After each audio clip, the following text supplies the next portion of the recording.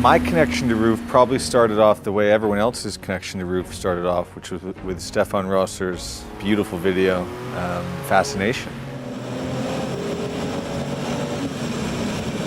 It was sort of mythical lore. It was the first viral automotive video.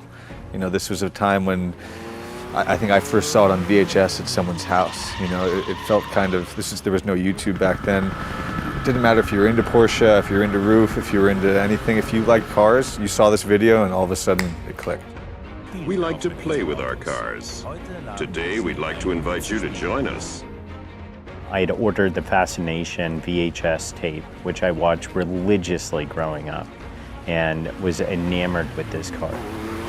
Normally a manufacturer goes to the Nürburgring to set a record. RUF went there to do an incredible drift. A big smoky drift. And in a lot of ways, that puts them on the map.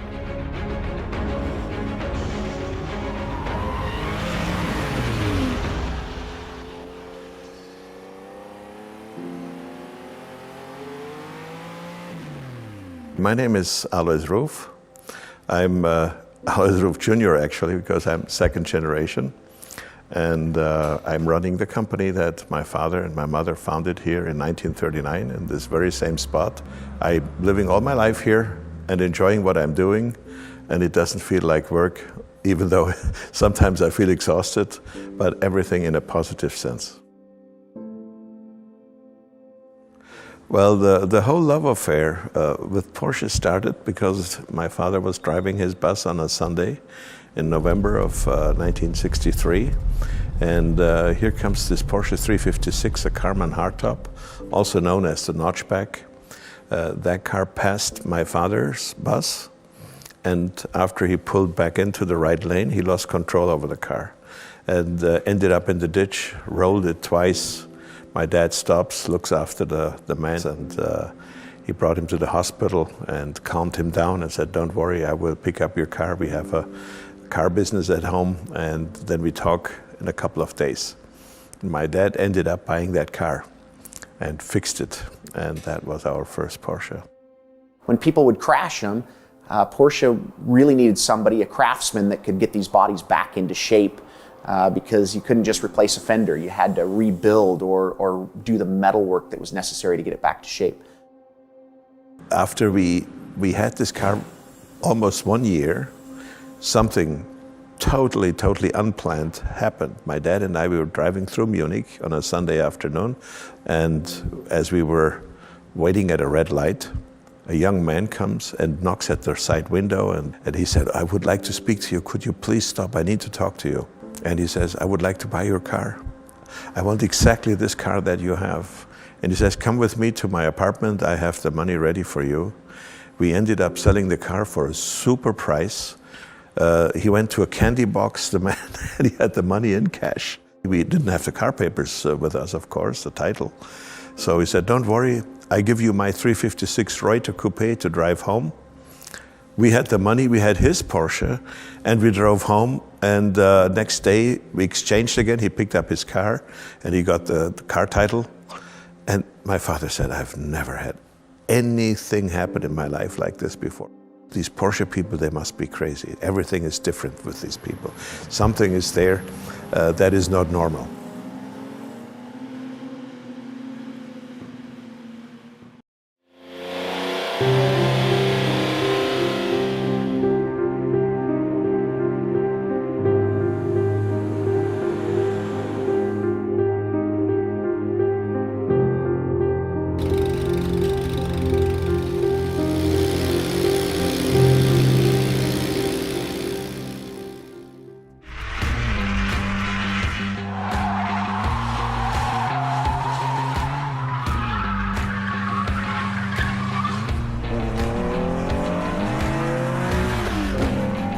I have been always a great fan of the 911, 911S, especially when it came out in 1966.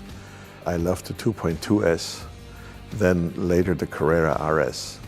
The ratio between horsepower and weight was excellent. Too many of the cars of the new models became too comfortable, too many electronic gimmicks, electric motors everywhere. I think they don't belong into a pure sports car, which is supposed to be a real driving machine. My motto has always been, when you drive one of our cars, you have to feel like you're driving your own jeans, your own pants, to make sure that the engine sounds right, that the feel of the steering is right. I always try to build cars where you have still this feeling, you know?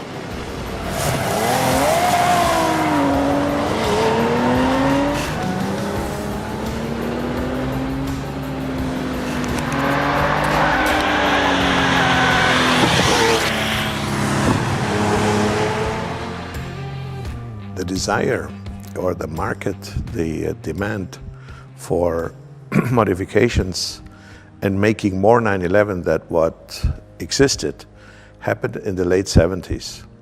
And it was at that time when Porsche was pulling back with the 911 and said, okay, we're gonna make this car only 2 more years, and now we're making only one model, and that was the 911 SC, and there was no longer a Carrera available.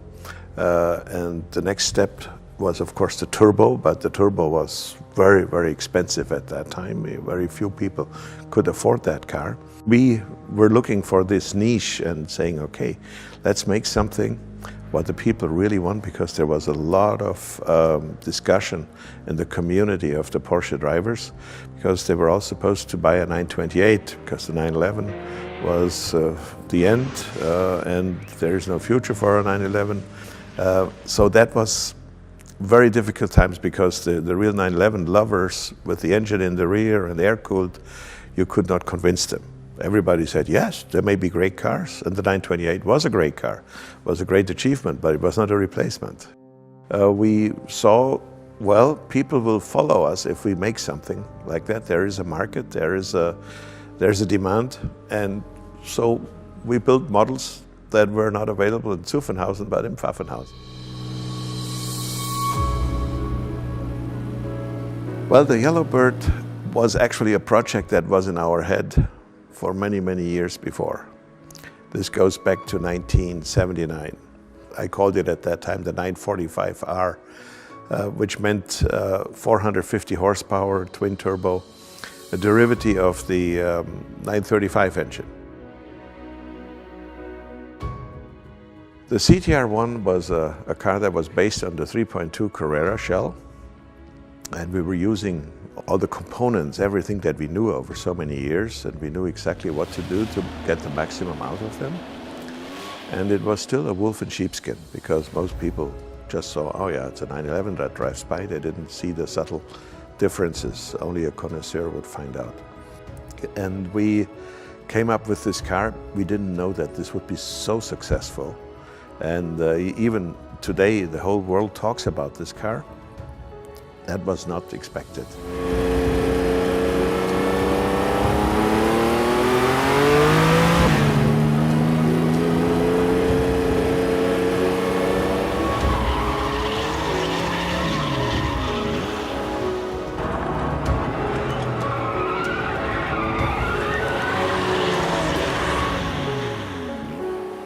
The original CTR to me was about purity, about minimalism, it was about performance. There was nothing on that car that didn't have to be there. And so for me, that car embodied what RUF was about. I would imagine for most enthusiasts, what brought RUF into their world was that Road and Track article in 1987, the shootout of all the supercars, and how RUF excelled so brilliantly. And it always stuck in my mind, that is beyond cool.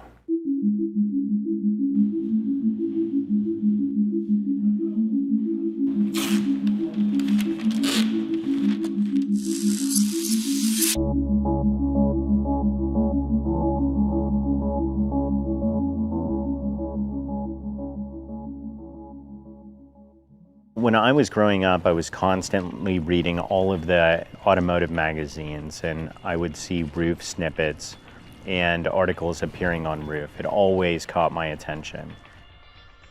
Road and Track got interested in doing the fastest cars in Europe, and Louis RUF had built a turbo Porsche that had won the previous, I think a couple of years earlier, he had gone 186 miles an hour with a RUF Porsche. And so they invited all the usual suspects, you know, Ferrari and Lamborghini and AMG and so on, to do another fastest cars trip. But RUF he had won the previous one, so he was definitely in the running to bring a Porsche Turbo. The only high-speed test we had with the car was the drive to the test. On the Autobahn in the nighttime, we were running it and the engine was cutting out. That means we have reached 7,300 RPMs. And then we did the calculation and we did also the stopwatch for 1 kilometer. And then we said, oh, it's in the upper 330s. It did that very well. We knew it would be stable at that speed. And so we allowed the test drivers to drive it. My first impression was that it just was so powerful. It was like being in a dragster when it took off out of the pits. Every time Paul shifted, the car would switch slightly sideways, hit it again, and just go right up to the next gear. But the RUF was a really well-developed car. It just felt brick solid and connected to the road and smooth and like it was just made to do this. We expected to be fast with that speed, but somebody else could have been faster, you know. But we were by far the fastest. For sure, the Road and Track article was the first time I'd heard of them, and I immediately called up the RUF distributor that was not that far away from where I lived in New Jersey, and I ordered the 2 VHS set, which was the Fascination on the Nürburgring, and then an additional video that came with the set that was sort of a exposition of the company and their customers and what they were doing. To me, that's the first viral car video. I mean, I shared that among many friends, and it's amazing over the years how many people you meet that saw Fascination, and it just opened their minds to a different side of Porsche, which is the aftermarket and the tuning community, which is really led by, at the top, by RUF. This is a story that is pretty much known everywhere. 29 cars were built. One car, the Yellowbird, was the one that won all the records, or made all the records. And 80 million times the car has been in the video games. はい、僕ね、ルーフさんにお会いしたのは多分1998年だったんじゃないかと思うんですけれども、その当時も、今もそうですけれども、ルーフさんが作る車というのはやっぱり僕ら車好きにとってのヒーローカーだったんですよね。イエローバードですけれども、で、アロイスさんが日本にいらっしゃってるっていうのを僕何かの、タイミングでお聞きして、でアロイスさんたちが泊まってるホテルに僕が押しかけていって、ルーフをグランツーリスモに収録したいってお伝えしたのが初めてだったと思います。The only thing I'm guilty of is how they positioned the RUF car in the game, and that was the winner. That you needed to go through all the models, and we were the top. We were the prize to be won. あると思いますよ。やっぱりグランツーリスモのプレイヤーというのは、みんなものすごいカーエンスジャストなんですよね。ですから世界中のさまざまな車たちについての知識は相当持ってる皆さんなので、やっぱりルーフっていうブランドは、グランツーリスモのプレイヤーにとってもね、大事なブランドの一つですよね。This is now with a younger community today. They are now already in the age group that they are our customers and can afford these cars. But they started in the PlayStation. So yeah, if you played Gran Turismo, you drove a RUF, you drove the Yellowbird, and you hooned it around the circuit.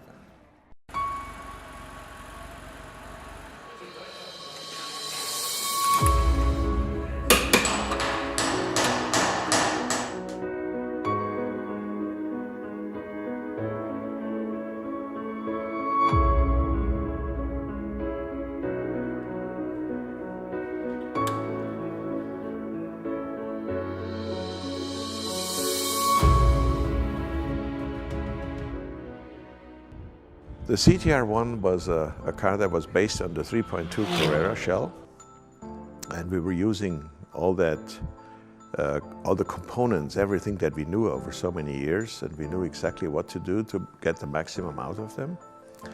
And it was still a wolf in sheepskin, because most people just saw, oh yeah, it's a 911 that drives by. They didn't see the subtle differences. Only a connoisseur would find out.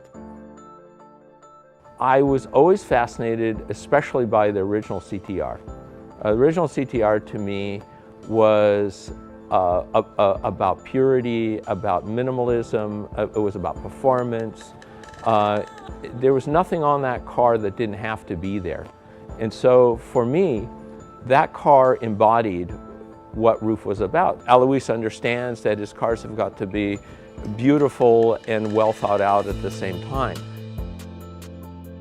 The next generation CTR was the CTR2, which was based on the 993, which we gave a little bit more obvious styling elements, especially the rear spoiler, which was also fully functional, because that rear wing was also allowing the air to come into the intercoolers and distribute the air. And we have learned from the CTR-1 how to duct the air through the intercoolers, and we used all that information and brought it into the CTR-2. Well, take a look at this. Parachuting into Road America, complete with a RUF banner, is Steve Bedore, who is currently second overall in the one lap. When Steve Bedore was dropped off an airplane, had the RUF flag and his parachute, and landed at the racetrack, hopped in the car, and went racing. It's just amazing stuff, you know.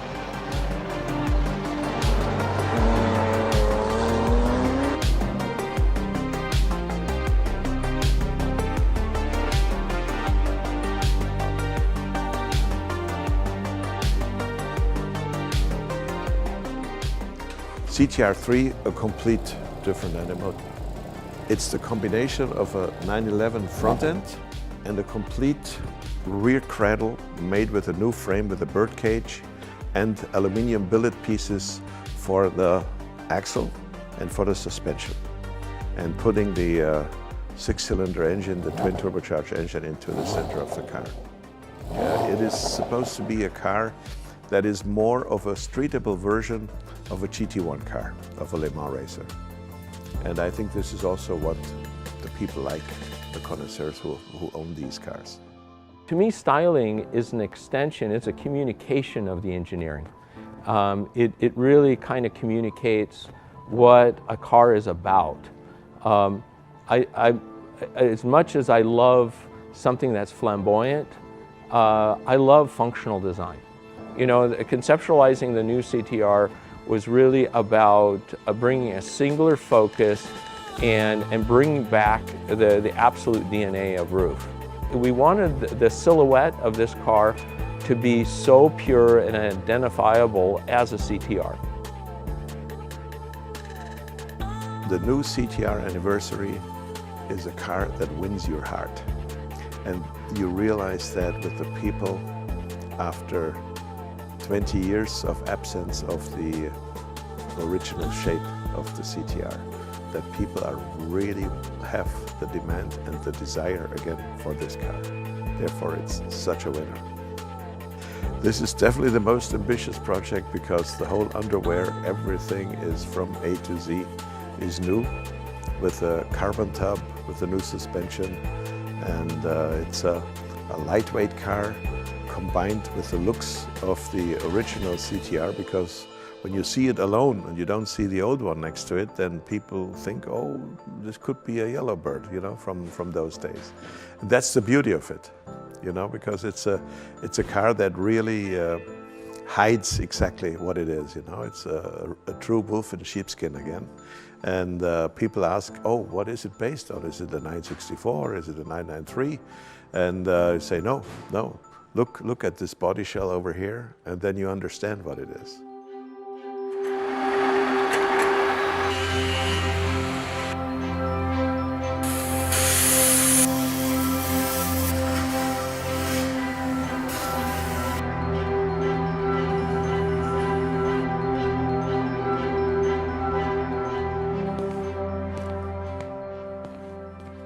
When I'm over in Germany, in Pfaffenhausen, you know, just being behind the scenes is a very unique, special place, especially working with Alois and his team, which are, you know, really kind of like going into the elves in the Black Forest. You know, it's just an amazing place. I think without them, we wouldn't be where we are. They are the makers. My husband comes with the ideas, I come with the market, and they actually have to do it. Sometimes when they come, I have a great idea, they roll their eyes and say, oh God, not again. It's really special to work for RUF, of course. If you look around in the shop and you see the guys, and with how many enthusiasm these guys are working, and how detailed they're working, and it's like a family when you really work together, and everybody is pulling on the same string. Let's say the different from a RUF car to other cars is that the car is really made by hand up from scratch, and even the chassis is more spot welded or more welded through, and the chassis feels more stiffer, and the detailing of, or the components of the details that comes into the car makes the car the different feeling. Die Qualität der Arbeit, das Auge fürs Detail und die Originalgetreuigkeit, denke ich.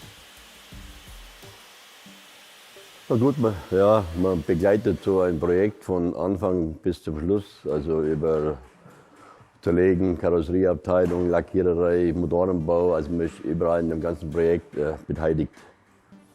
Und das ist das Faszinierende, dass man nicht immer die gleichen Arbeiten ausführt, sondern alles macht im Auto eigentlich auch, bis von der Sattlerarbeiten und so. Also ist schon. Ja gut, Prototypenbau ist eigentlich, beginnt mit einer Besprechung, Meeting vom ganzen Team. Und dann wird entschieden, auch mit dem Chef zusammen wird entschieden, das probieren wir jetzt mal und dann geht's los. Motorbau wird zuerst mal überlegt, was wir machen. Wird dann gebaut und geht dann auf den Prüfstand. Wenn es funktioniert, ist auch okay. Dann geht es ins Auto und dann wird getestet, wird gefahren. Das ist ja das Spezielle hier in der Firma. Die ganzen Autos sind noch von Handarbeit gemacht. Also du kannst sagen, wenn du ein Auto aufbaust, du hast jedes Teil in der Hand gehabt, hast es geprüft, hast es begutachtet, und das ist das Spezielle noch gegenüber einer Serienproduktion. Also das macht es aus, die Handarbeit von einem RUF-Sportwagen. Was wir hier machen, ist von der Arbeiten her, dass wir die Oberfläche versuchen, so gut wie möglich rauszuholen, dass hier einfach die Qualität mehr im Vordergrund steht als die Quantität, muss natürlich mit berücksichtigt werden. Und wir versuchen hier einfach das Beste auch rauszuholen. Ja, weil wir auch verschiedene Untergründe haben. Ja. Wir haben Carbon, wir haben Stahl, wir haben Aluminium, Glasfaserverbundstoffe. Und das ist manchmal immer ein bisschen schwierig, mit den Untergrundtönen zu arbeiten, mit den Grundierungen zu arbeiten, mit dem Primer, dass man zum Schluss halt auch die genaue Farbe außen, dass es manchmal passt, dass man keine Abstufung hat von den Pixelaufstellungen der Stoßstange vom Kunststoff zum Aluminiumkotfüll und sowas. Ja. Und ansonsten ist es eigentlich so, dass wir mit den Produkten versuchen, das Maximum rauszuholen, dass wir eine vernünftige Oberfläche haben im Bereich Endfinish. Ja. Und das ist eigentlich auch das, was der Kunde zuerst sieht und sich dann vielleicht auch am meisten freut. What makes RUF different is if you go to other shops and then it's always just the normal stuff, replacing parts. So there's no actual repair of the parts. Here at RUF, we take broken stuff that you can't get anymore and we repair it. Ich denke, wenn man einen gewissen Qualitätsanspruch hat, wie es hier ist, dann ist es schon eine Kunst, ja.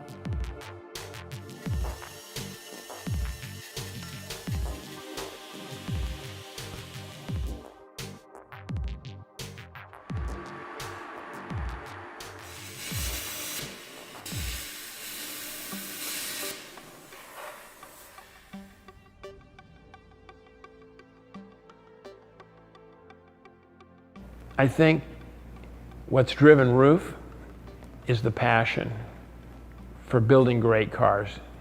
I don't think he's in it because he wants to be the richest man in Germany.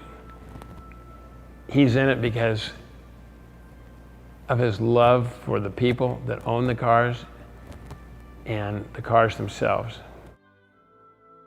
He always has all the time in the world for everybody, if you notice that. It's probably one of his greatest strengths, and I have to assume if you work with him, his biggest flaw is that he's got time for you. And he treats everyone fairly, and everyone, you know, if he sees that you're interested and you're passionate, he really, he'll stop what he's doing and he'll sit down and he'll tell you exactly whatever you want to know. As he has proven, he has been always a visionary. Because if he wouldn't have been, he will never make it where it is today. He's a good friend, he's a good husband, and he's a good technician. He is a great thinker, and he's a lot of fun at the same time.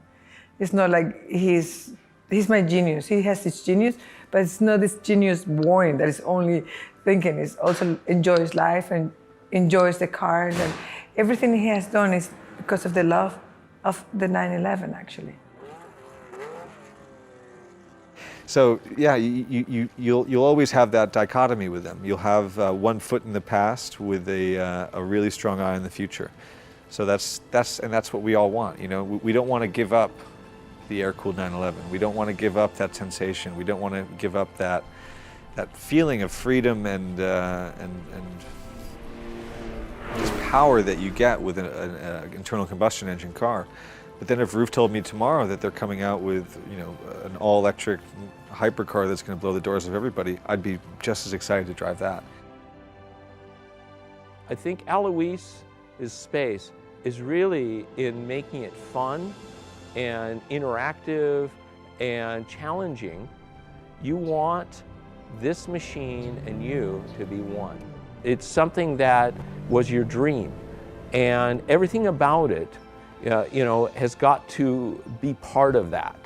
So I would say that the future of RUF is really about staying connected with that, being a pure driving machine. I think being a small company, building limited numbers of cars per year, I think we continue building cars and we will continue the path. I hope and I believe, I'm not sure whether it's going to be 80 years, but I believe for the next 20 years we will still have a lot to do doing what we are doing. Automobiles built by RUF have a very special reputation all over the world. And if you ask us why that is, we can only answer because we're fools for cars.